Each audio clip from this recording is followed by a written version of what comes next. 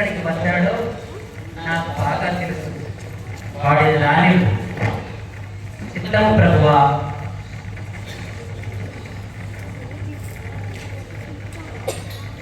తండ్రి, ఇంత అందమైన పరలోకంలో ఒక్కడిగా ఉన్న నన్ను గర్వించాలన్న ఒకే ఒక్క కారణంతో నన్ను, నాకు సహకరించిన మిగతా దూతలను పాతాళానికి, చీకటిమయమైన అంధకార నరకానికి త్రొక్కివేశావే.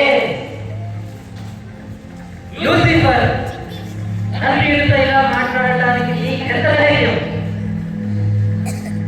మైకల్, సృష్టికర్త అనుమతితోనే వచ్చాను, ఆయనతో నన్ను మాట్లాడలేవు. దేనిని బట్టి మాట్లాడదలచావు లూసిఫర్?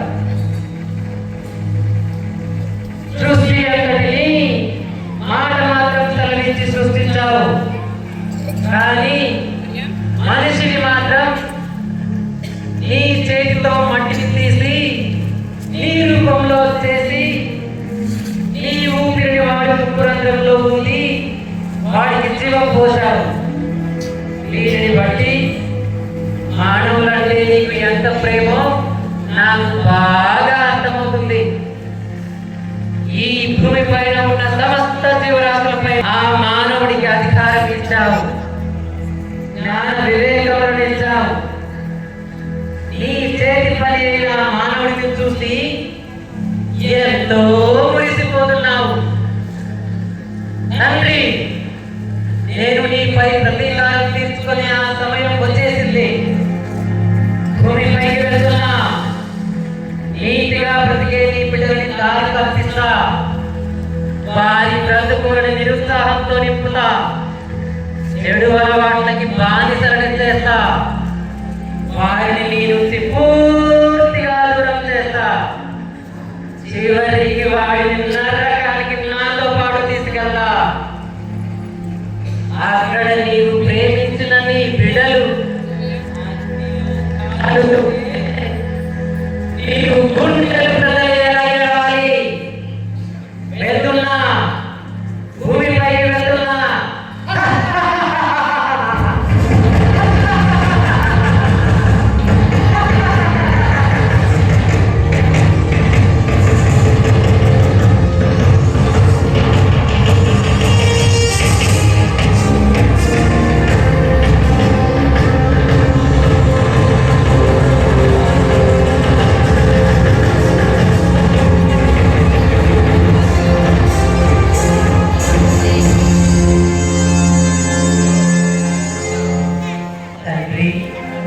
వాడిని ఎందుకు ఇలా అనుమతిస్తున్నారు? మైకల్, ఇది నా నిత్య ప్రణాళిక. లూసిఫర్ని అనుమతించినది వాడి నాశనం కొరకే.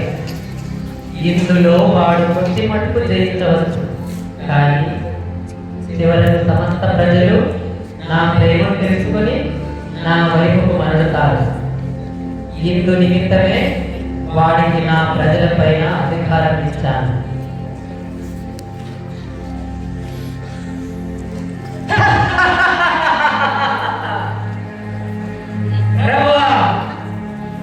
ఈ బిడ్డలను నాశనం చేయడమే నా లక్ష్యం.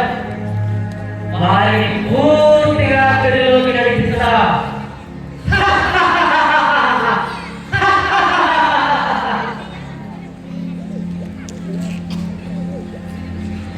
దేవుడు ఎంతగానో ప్రేమించిన ఓ మానవుడా, నిరుత్సాహంతో కూర్చున్నావా? నీకు ఏ సహాయం అందదు. నీ జీవితం ఇంతే. ఇక నువ్వు చేసేదంటూ ఏమీ లేదు. వెళ్ళు, నీ జీవితం ముగించు. వెళ్ళి ఉరి పెట్టుకో. వెళ్ళు.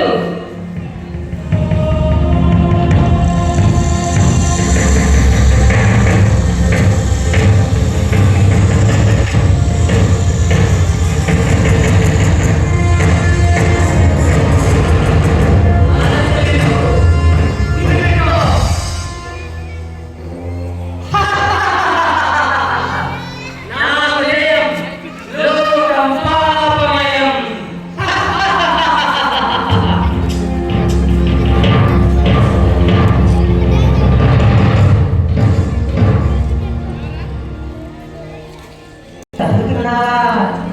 చూడు నిన్ను ఎలా చేస్తాను. చదివావులే. చూడు ప్రపంచం నిండా చాలా అందాలు ఉన్నాయి, క్రొత్త క్రొత్త సినిమాలు ఉన్నాయి.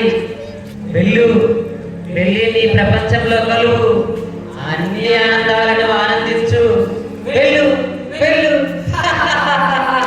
వెళ్ళు.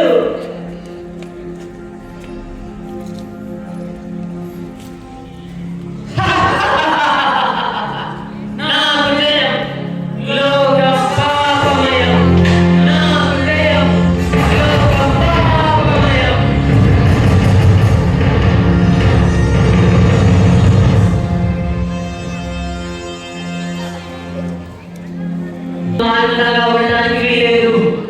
సంతోషంతో ఉన్న కుటుంబాన్ని చీకటిలో నింపుతా, వారి బిడ్డలను చెడులోనికి నడిపిస్తా. Bye mummy, bye daddy.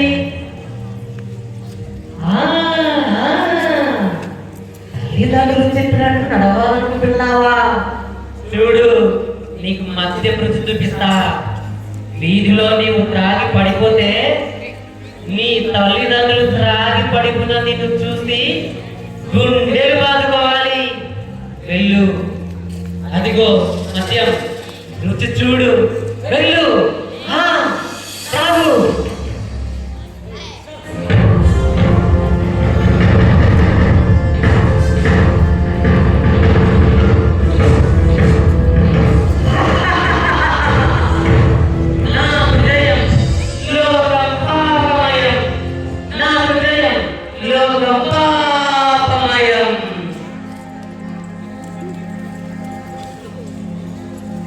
నీతి తప్పిన ప్రతి ఒక్కడు నరకానికి అర్హుడు.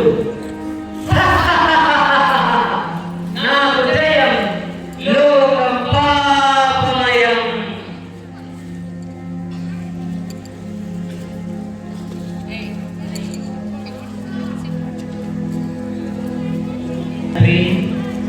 నీతిగా నెమ్మదిగా ఉండే నీ బిడ్డలను సాతాను చెదరగొడుతున్నాడు. తండ్రి, నాకు ఒక న్యాయం, నీ బిడ్డలకు ఒక న్యాయమా?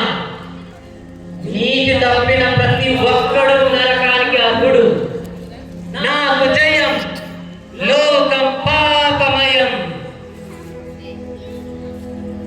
లేదు, నా బిడ్డలని నీతి మార్గాన నడిపిస్తా. నేనే వారి మధ్యకి వెళ్తా. మానవుడిగా వారితో కలిసి వారికి మంచి చెడులు బోధించి మాదిరి చూపి వారి పాప పరిహారార్థమై నా రక్తాన్ని బలిగా పెట్టి నేను రాసిన మరణ శాసనాన్ని నా రక్తంతో తుడిచివేసి నా బిడ్డలను సాతాను చెర నుండి తప్పించి పరలోకానికి వారిని చేరుస్తాను. ప్రభువా, పరిశుద్ధత కలిగిన రాజా, ఇంత పరలోక వైభవాన్ని విడిచి నరుల మధ్య నరులలో ఒక్కడిగా వారి పాపములను బట్టి నీవు దెబ్బలు పొందడానికి సిద్ధమయ్యావా? నా బిడ్డల రక్షణార్థమై వారి మధ్యకు వెళ్ళడం ఎంతో ముఖ్యం.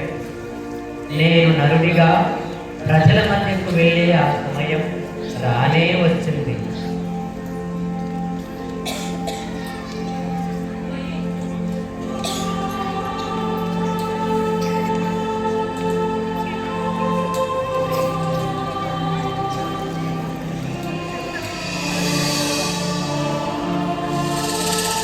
ఇదిగో నీవు భూమిపైకి దిగి వెళ్ళి మరియా అను కన్యకకు ఈ శుభవర్తమానాన్ని అందించు. చిత్తం ప్రభువా.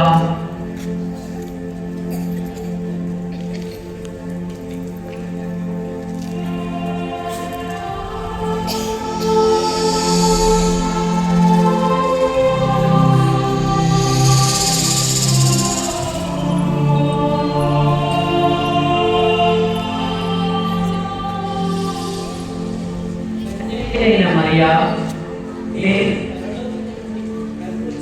పంపబడిన గాబ్రియేలు దూతను, స్త్రీలందరిలో నీవు ధన్యురాలు, ప్రభువు శరీరధారి అయి నీ గర్భాన్ని జన్మించబోతున్నాడు.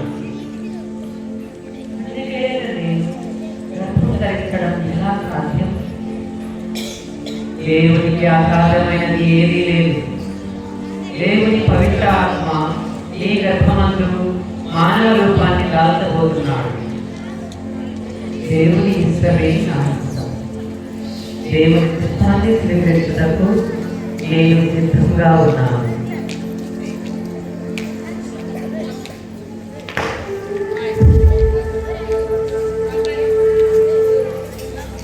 మరి మాసంలో గడిచినవై సృష్టికర్త అయిన దేవునికి జన్మనిస్తుంది. ఆ రోజు రాత్రి